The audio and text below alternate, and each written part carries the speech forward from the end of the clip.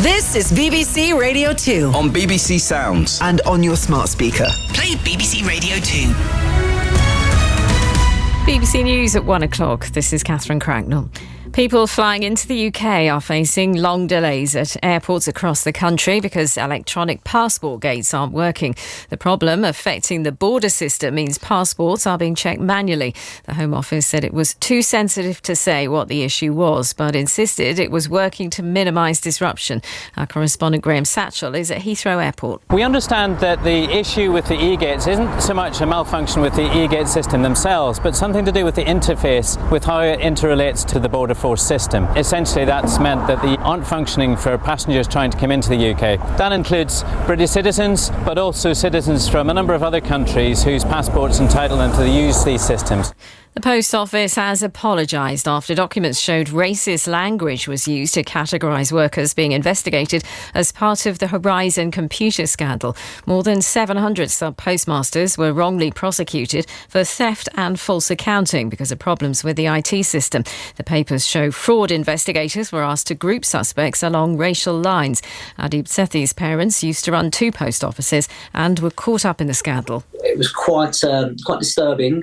And it just goes to show that the Post Office has had a rotten culture at its core for a number of years. And this information wasn't made available by the Post Office. This information came about because of the campaigners and people who are fighting for justice from the Post Office. So this is how it came to light. Otherwise, it would have stayed buried for a long time.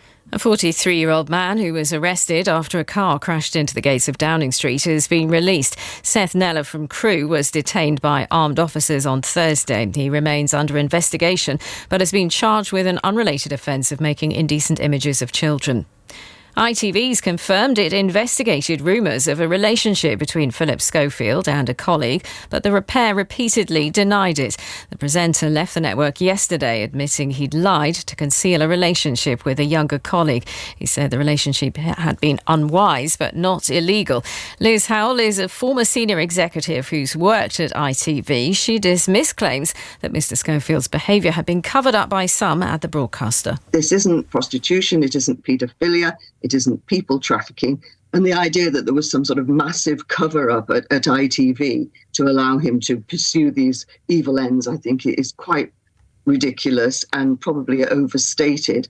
So I do think that the people who have weighed in ought to think carefully about going on with this, because the trouble with the moral high ground is that it gives you a long way to fall. The UK government's agreed a scheme which allows people to receive a partial refund for returning plastic, aluminium and steel bottles and cans can be trialled in Scotland. But the First Minister, Humza Yousaf, said Westminster had demanded that glass was excluded from the scheme, despite being a key part of the Scottish proposals. And the weather, sunny in some areas, cloud and a few spots of rain in the northwest. And that's the BBC News at 1:03. Now, Pick of the Pops with Paul Gambaccini on BBC Radio 2. Greetings, Pop Pickers. Saturday is our day for Pick of the Pops on BBC Radio 2. In the first hour, it's the top 20 from this date in 1979. Then we hear the hits from the 27th of May, 1987. If it's 79, there must be M, ABBA, and ELO. Then there's Art Garfunkel, Donna Summer, and David Bowie. Parisienne Walkways, one-way ticket. Boys keep swinging, ain't no stopping us now. Does your mother know pop music? The 27th of May, 1979, number 19, Anita Ward, Ring My Bell.